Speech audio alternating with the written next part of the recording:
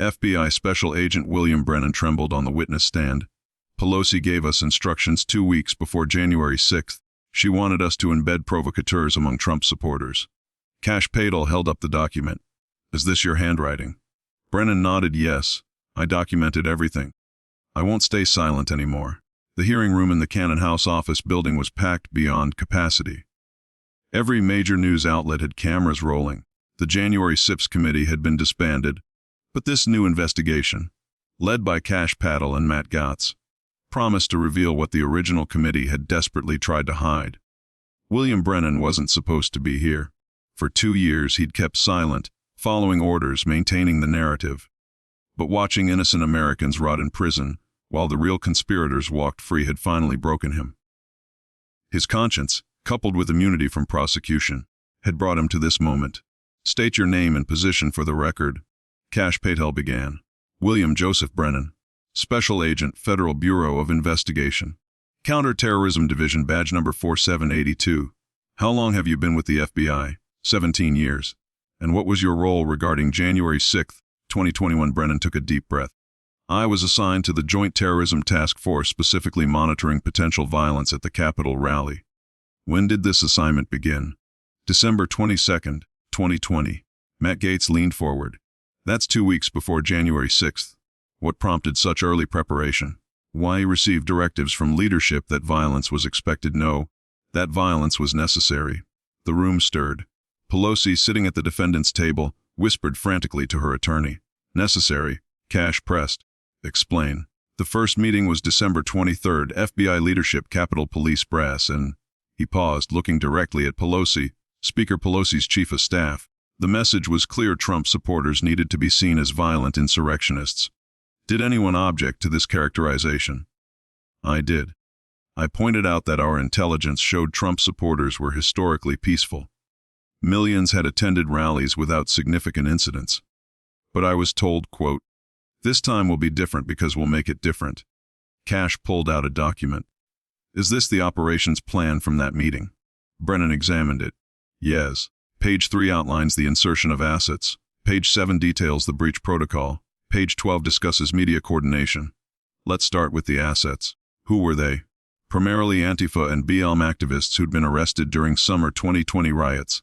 We offered them deals. Charges dropped in exchange for participation. They were given Trump merchandise, trained on Trump supporter behavior, and assigned specific roles. How many assets? Approximately 200. 200 federal assets among the crowd. Yes. But that doesn't include assets from other agencies, ATF, DEA, even some military intelligence. Total number was probably close to 400. Matt Gaetz pulled up photographs. Can you identify any of these assets? Brennan pointed to several faces. John Sullivan, paid $70,000. Ray Epps, FBI informant since Thomas Caldwell, Navy intelligence. These three were key coordinators. What were their instructions? Create chaos, break windows, push crowds forward. Most importantly, be the first to breach barriers and enter the building. Make it look organic. And the Capitol Police. Brennan's voice dropped. They were ordered to stand down at key moments. Open barriers, unlock doors. Then retreat dramatically for cameras. Video played on the screens. Police removing barriers, waving crowds forward, opening magnetically sealed doors from inside. This was coordinated, down to the minute. Look at the timestamp, 2:13 p.m. That's when the magnetic doors were remotely unlocked. Between 15 p.m., police begin theatrical retreat. 17 p.m., first breach by our assets. Kash turned to a new document. Tell us about the December 28th meeting. That was when Speaker Pelosi personally attended. She wanted guarantees the insurrection, her word, would be dramatic enough to stop the electoral count. She used the word insurrection before January 6th. Repeatedly. She said it needed to look like an attempted coup. Her exact words were, we need images that will shock the nation. Blood if necessary. Blood. She suggested our assets carry weapons. I objected strenuously. We compromised on flagpoles and bear spray. Visually dramatic but less lethal. Pelosi shot to her feet. This is fabricated. I never. Sit down. Committee Chairman Jim Jordan ordered. You'll have your chance to respond under oath. Brennan continued. The most damning meeting was January 4th. Final preparations. Pelosi's staff provided us with internal Capitol maps, security camera positions, and, crucially, the evacuation routes for Congress members. Why did they need evacuation routes? To ensure no actual harm came to legislators while maximizing the appearance of danger. It was theater, but legislators couldn't know that or their reactions wouldn't be genuine. Matt Gaetz pulled up phone records. These are calls between your FBI phone and Speaker Pelosi's office. 17 calls on January 5th alone. What were you discussing? Final logistics. She was very concerned about timing. The electoral count had to be interrupted but not canceled. She needed the chaos to last long enough to invoke emergency procedures, but not so long that martial law might be considered. Did she mention President Trump? Constantly. She said this would finish him forever. She used the phrase nail in the coffin at least a dozen times. Kash played audio from January 5th. Pelosi's voice, discussing preparations with her staff. Is Brennan confident about tomorrow? Yes, Mom. Assets are in place, and the media knows when to arrive, or CNN and MSNBC have been briefed to be in position by 2 p.m. Perfect. History will remember tomorrow as the day Trump's movement died. The recording ended.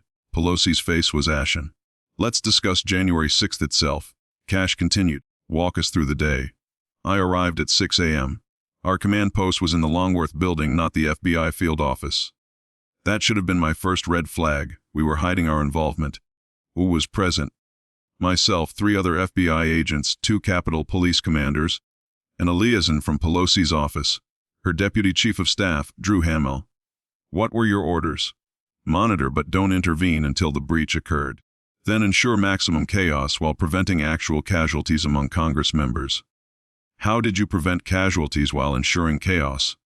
Our assets were instructed to be loud but not lethal. Break things, not bones. Create fear, not fatalities. The one shooting, Ashley Babbitt, that wasn't supposed to happen. Explain. Lieutenant Byrd panicked. He wasn't briefed on the operation. When Babbitt climbed through the window, he thought it was a real attack. Her death actually helped sell the narrative, but it wasn't planned. You're saying Ashley Babbitt died because of an operation she didn't know was fake? Yes. She was a genuine Trump supporter who got caught up in our staged chaos. Her blood is on all our hands. Brennan wiped his eyes. The weight of his confession was visible. Matt Gaetz shifted focus. Let's talk about the bombs. The pipe bombs at RNC and DNC headquarters. Those were planted by one of our assets on January 5th. They were never meant to explode. No blasting caps. But they served 2 purposes. Justify emergency response and divert law enforcement at crucial moments. Who planted them? I don't know the asset's real name. We called him Backpack. But I know he was paid $50,000 and given immunity for previous federal charges. The FBI knows who planted the bombs. Of course. We have his DNA, fingerprints, bank records. The investigation is theater. We can't arrest our own asset. Kash pulled up more evidence. These are text messages between you and other agents during the riot. Read the highlighted portion. Brennan Reedy. Pelosi wants more drama. Get them into Statuary Hall for visual impact. You were directing the riot. We were directing our assets. The genuine Trump supporters mostly stood around taking pictures. It was our people breaking things, our people screaming threats, our people the media filmed. How do you sleep at night? I don't. Haven't had a full night's sleep since January 6th, watching innocent people imprisoned for a crime we orchestrated. It's destroyed me. Matt Gaetz pulled up arrest records. Over 1,000 Americans have been arrested for January 6th. How many were federal assets? None. We protected all our people. Every person arrested was a genuine Trump supporter who got swept up in our operation. So the real criminals walked free while innocents went to prison. Yes. The most violent insurrectionists you saw on TV, federal agents or assets, the people rotting in solitary. Grandmothers who walked through doors we opened. Kash turned to financial records. Let's follow the money. These payments from FBI confidential funds explain them. Massive payouts. Sullivan got $70,000, Epps got $130,000, some assets made over $200,000 for 1 day's work. Total expenditure was approximately $12 million. $12 million taxpayer dollars to stage a riot. To stage an insurrection. Pelosi was very specific about terminology. New video played. Security footage from inside Pelosi's office during the riot. She wasn't panicked, she was directing. Get that shot of them in the rotunda. Make sure CNN has the feed. Where's the Confederate flag photo? We need that image. Is AOC in position for her crying scene? She was directing it like a movie. Because that's what it was. Political theater with real casualties. Matt Gaetz pulled up more evidence. These are communications between Pelosi's office and major media outlets on January 5th. They were told exactly when and where to position cameras. They knew it was coming. Media was essential. This only worked if the images shocked America. Pelosi personally called network executives on January 5th to ensure coverage. Which executives? Jeff Zucker at CNN, Phil Griffin at MSNBC, even some Fox News producers who hated Trump. They all knew something big was planned. They knew it was staged. They knew to be ready for unprecedented footage. Whether they knew it was orchestrated or just had amazing luck with camera placement, you'd have to ask them under oath. Kash played more audio, this time from January 6th itself. FBI radio chatter, assets entering building now. Roger. Ensure cameras catch the Confederate flag. Viking guy in position. Perfect. That's our money shot. Real protesters are hanging back. Get assets to wave them forward. We need crowd density. The clinical nature of the deception was chilling. American citizens manipulated into a trap that would destroy their lives. Agent Brennan, Kash asked quietly, why come forward now? Because I can't watch another January 6th prisoner commit suicide. Can't see another family destroyed. Can't let the real criminals keep power while innocents suffer. You realize you're implicating yourself in serious crimes. I'm implicating myself in treason. I betrayed my oath, my country and my fellow citizens. I'll accept whatever punishment comes. But the truth has to be told. Matt Gaetz turned to Pelosi. Madam Speaker, would you like to respond to any of this? Pelosi's attorney Mark Elias stood. My client invokes her Fifth Amendment rights against self-incrimination. Gaetz's voice dripped contempt. I think Agent Brennan just incriminated you plenty. But Brennan wasn't finished. There's more. The committee needs to know about the preparations for aftermath. Aftermath? Pelosi had plans ready before January 6th. The January 6th committee was planned in December. Members were pre-selected. The narrative was written before the event occurred. You're saying the investigation was planned before the crime? Because there was no crime, just political theater. They knew exactly what story they'd tell because they wrote it in advance. Brennan pulled out a document. This is Pelosi's draft speech from January 5th, before the riot.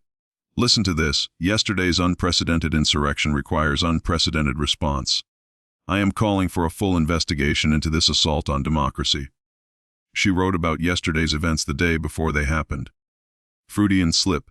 She knew what was coming because she planned it. More evidence flooded in.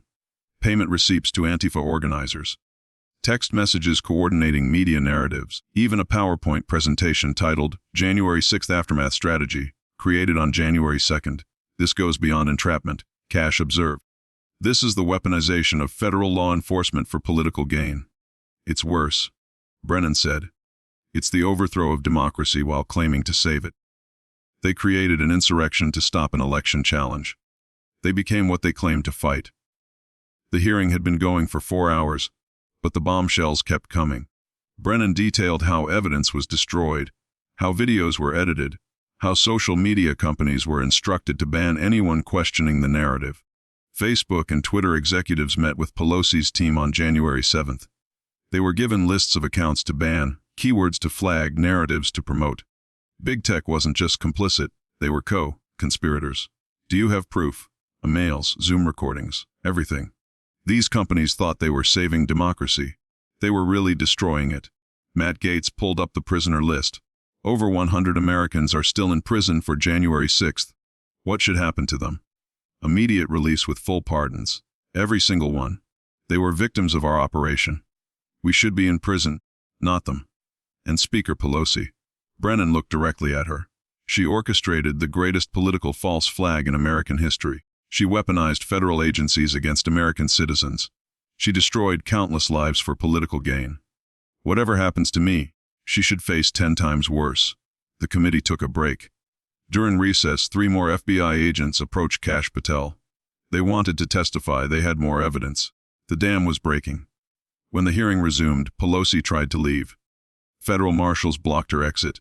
Mom, you're under arrest for conspiracy, sedition, and deprivation of civil rights. The lead marshal announced. You can't arrest me. I have congressional immunity. Not for crimes committed before the session, ma'am. Not for treason. As they cuffed her, Pelosi screamed at Brennan, You traitor. You swore an oath. Yes, Brennan replied calmly. To the Constitution, not to you. The aftermath was explosive. Within hours, more arrests followed. FBI Director Christopher Wray, Capitol Police Chief, multiple Congress members who knew about the plan. The conspiracy was vast, but the evidence was vaster. Hundreds of January 6 prisoners were released immediately. Families reunited. Convictions overturned. The real criminals, federal agents and politicians, took their places in cells. The trials that followed revealed the full scope. Not just January 6th, but a pattern of false flags, manufactured crises, and political persecution. The deep state wasn't a conspiracy theory. It was a conspiracy fact. Pelosi's trial was the most watched in history. Brennan testified for days, providing exhaustive detail. Other agents corroborated. Video evidence was overwhelming. The defense couldn't explain away Pelosi's own words planning the insurrection before it happened. She was convicted on all counts. Life in prison. At 84, it was effectively a death sentence.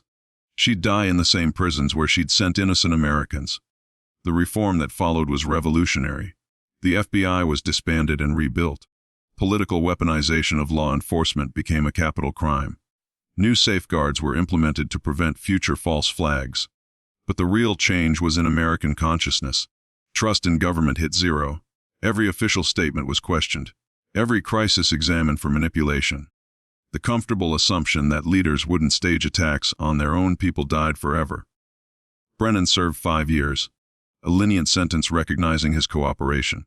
Upon release, he dedicated his life to helping January 6 victims rebuild. He could never undo his crimes, but he could try to atone. Ray Epps, John Sullivan, and other assets were arrested and tried. Most got decades in prison. The insurrectionists, who'd been praised by media, were exposed as federal agents. Their lives of lies ended in chains. The media faced its own reckoning. Executives who knew the truth but promoted lies were charged as accessories. News organizations that had profited from deception faced bankruptcy from lawsuits. Trust in mainstream media never recovered. January 6th was reframed in history, not as an insurrection by Trump supporters, but as a coup by the establishment. The real threat to democracy wasn't protesters, but those who would stage attacks on their own people for power. Trump, vindicated completely, used the moment for healing rather than revenge. "We must never let political hatred drive us to such evil again," he said. "Left or right, we're all Americans." What Pelosi did wasn't politics, it was treason. In her cell, Pelosi maintained her innocence to the end. Even as evidence mounted, as co-conspirators confessed, as the truth became undeniable, she insisted she was saving democracy. Her final interview before her death was chilling in its delusion. "I do it again," she said. Trump was a threat. Sometimes you must destroy democracy to save it. The interviewer asked, "What about the innocent people you imprisoned? Casualties of war?" Pelosi replied without emotion, "Necessary sacrifices." She died 2 years later unrepentant, no state funeral, no flags at half-staff. Just a small notice in papers that the architect of January 6th had passed in prison. The real memorial was for her victims. A monument was erected listing every person falsely imprisoned. Annual ceremonies honored their sacrifice. They'd been political prisoners in America, a shame that would never be forgotten. History books were rewritten with truth. Children learned how their government had staged an attack on itself, how media had lied, how innocent people had been destroyed for political gain. The lessons were harsh but necessary. The Capitol building itself became a different symbol, not of democracy's strength, but of its fragility. Tours included the spots where federal agents had led the fake breach, where Ashley Babbitt had died for a lie, where America had nearly lost itself to those sworn to protect it. Brennan's confession became required viewing in law enforcement training. Every agent saw what happened when loyalty to people superseded loyalty to principle. When following orders meant betraying oaths. The phrase January 6th took on new meaning. Not a day of infamy when citizens attacked democracy, but when democracy attacked citizens. When those entrusted with power used it to destroy those they were meant to serve. In the end, truth prevailed. Late and painful, but inevitable. The elaborate lie collapsed under the weight of conscience. One FBI agent's decision to speak truth saved a nation from permanent deception. The January 6th setup, as historians named it, became the textbook example of false flag operations. Intelligence agencies worldwide studied how it was done, and how it was exposed. The lesson was clear. In the age of documentation, elaborate lies eventually unravel. America emerged scarred but stronger. Trust was broken but vigilance was born. The comfortable sleep of assuming good intentions was over. The uncomfortable wakefulness of eternal skepticism began. And somewhere in an unmarked grave, Nancy Pelosi lay forgotten. The woman who tried to stage democracy's death, but instead ensured its suspicious eternal life. Her legacy wasn't the power she'd sought, but the scrutiny she'd spawned. January 6th would never be forgotten. But now it was remembered for what it really was.